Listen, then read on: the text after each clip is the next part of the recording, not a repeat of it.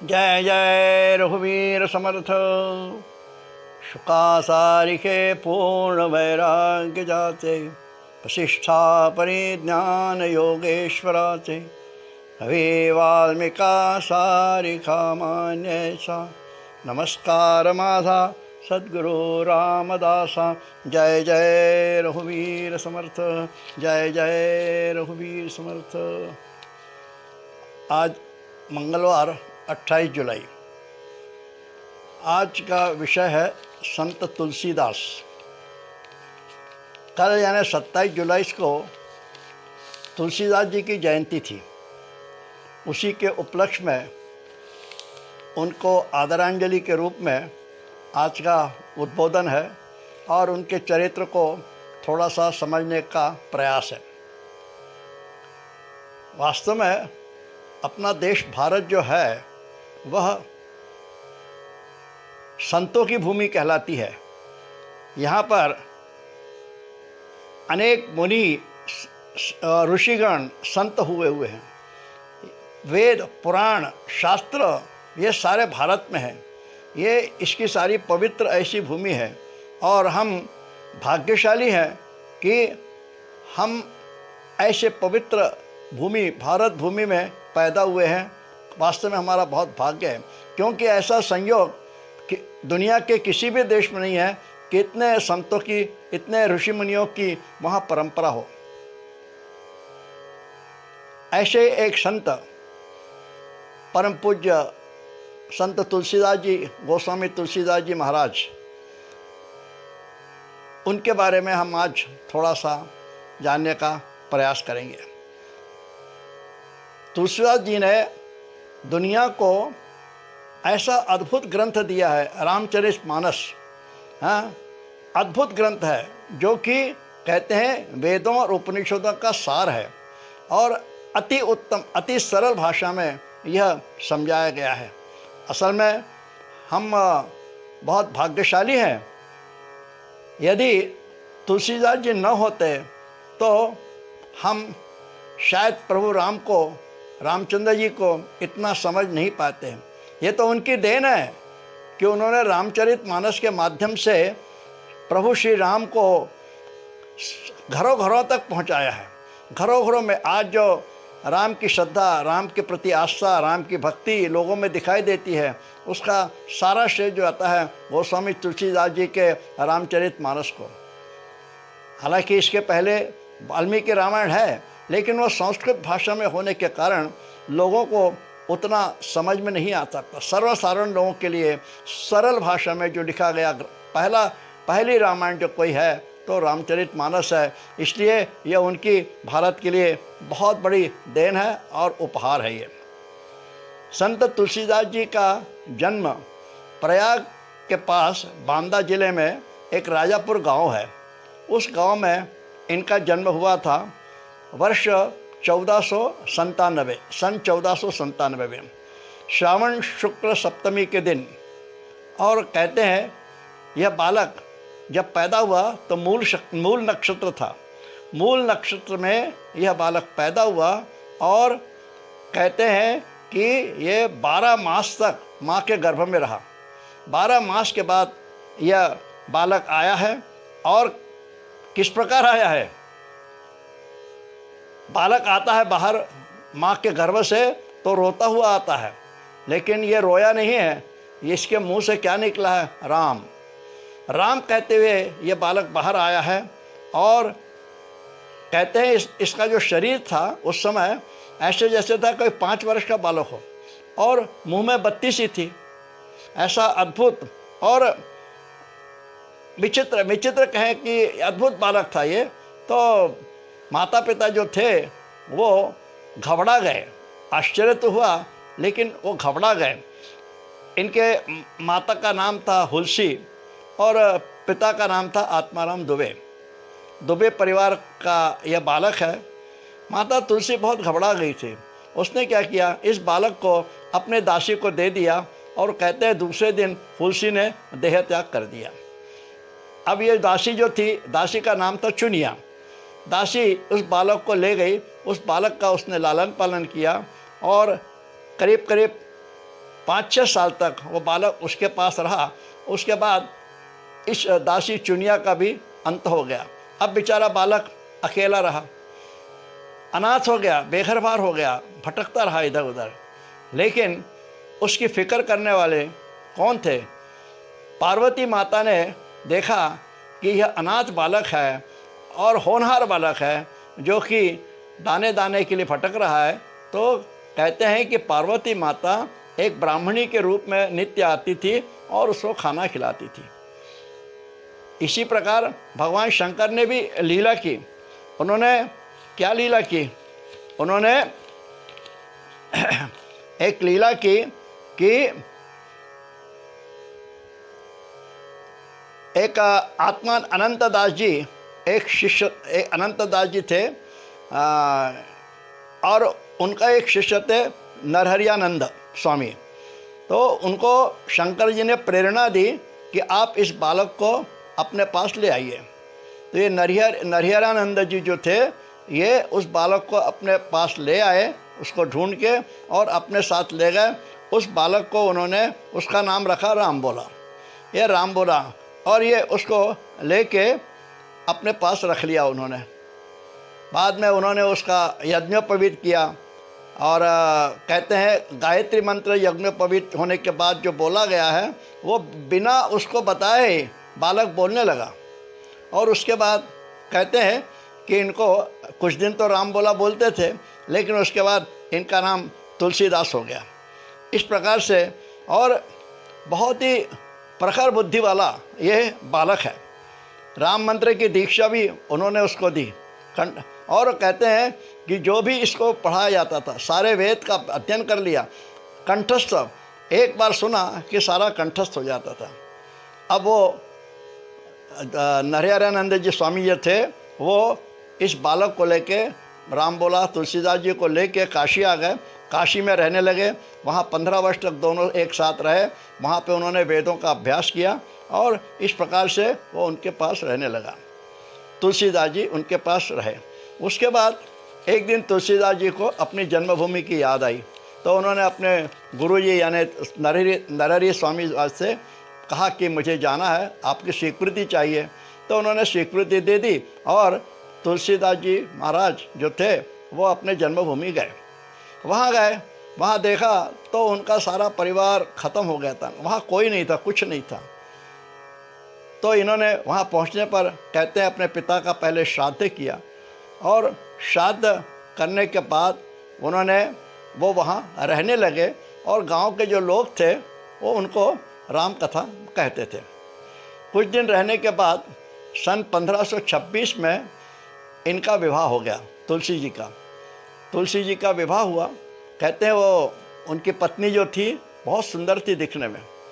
उनके साथ कुछ दिन उन्होंने वो रहे और एक दिन जो पत्नी थी अपने भाई के साथ मायके गई। अब इनको चैन नहीं, पत्नी मायके चली गई तो इतनी आसक्ति थी पत्नी के ऊपर, तो ये भी उसके पीछे पीछे मायके पहुंच गए।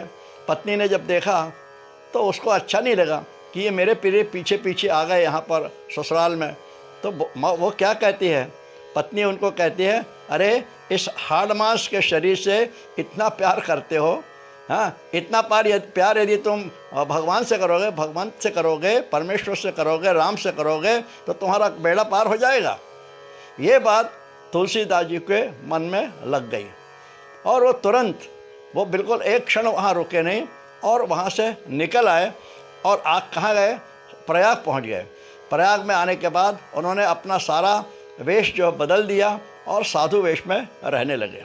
फिर वहाँ पे प्रयाग में रह के वो कुछ लोगों को राम कथा सुनाते थे।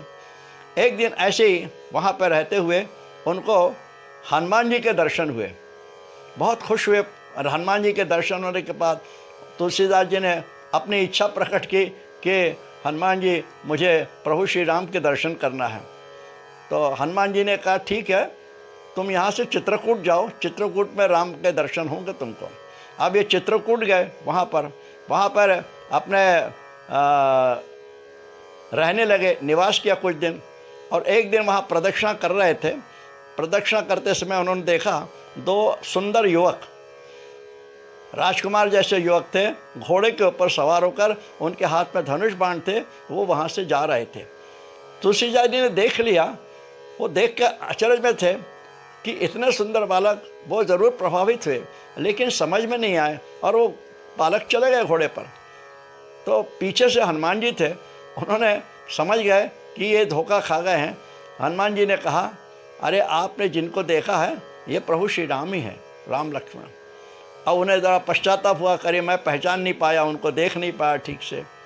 तो वो उन्हें कहा, हनुमान जी ने कहा, अच्छा ठीक है, कल तुम्हारी फिर इनसे मुलाकात होगी सुबेरे, फिर मौका है दर्शन करने का।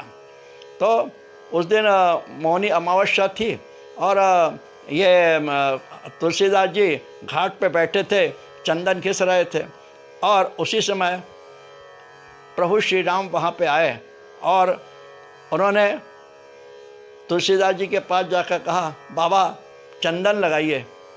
बाबा ने देखा तो उस समय हनुमान जी ने क्या किया, हनुमान जी को लगा ये फिर धोखा न खाया, इसलिए हनुमान जी ने तोता का रूप लिया और तोता के रूप में वहाँ पे बाजू में बैठ गए, तोता बन के। और उस समय हनुमान जी तोता रूपी क्या कहते हैं, चित्रकूट के घाट पर भई संतन की भीड़, तुलसीदास चंदन घिसे तिलक दे रघुवीर। ऐसा बोल के उनको इशारा कर दिया कि ये जो है ये प्रभु श्री राम है।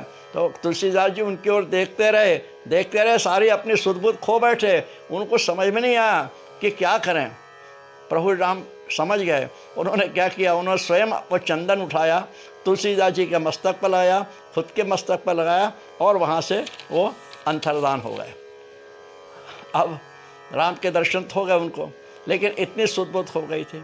उसके बाद कहते हैं कि कुछ दिन के बाद तुलसीदास जी की मुलाकात भरद्वाज ऋषि और याज्ञवल्क्य ऋषि से हुई और उन्होंने उनके मुख से राम कथा सुनी। उसके बाद वो काशी आए और वहाँ प्रहलाद घाट के ऊपर एक ब्राह्मण के यहाँ निवास करने लगे। जब वहाँ ब्राह्मण के यहाँ रहते थे तो उनमें कवित्व शक्ति निर्माण हुई, जागृत हुई, मतलब कविता करने की स्फूर्ति आई उनको और उन्होंने कविता रचना शुरू कर दिया।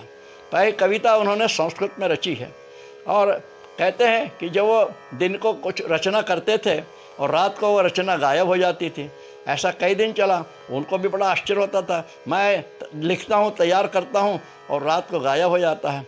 तो उनको सपने में शंकर जी आए। शंकर जी ने कहा कि तुम अपनी भाषा में रचना करो, और सपने में कहा। अब सपने से जब जागे, उन्होंने देखा, जागने के बाद देखा कि साक्षात भगवान शंकर और पार्वती जी सामने खड़े हैं।